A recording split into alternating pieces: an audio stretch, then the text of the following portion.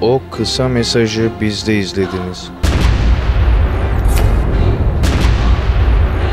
O büyük skandalı bizde izlediniz.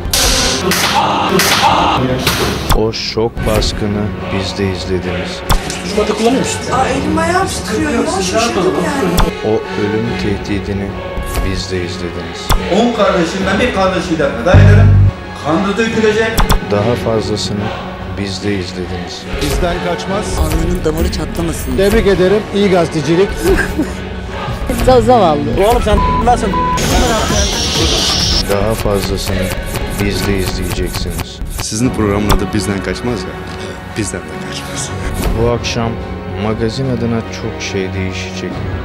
Saat 22'yi bekleyin. Bizden kaçmazı bekleyin.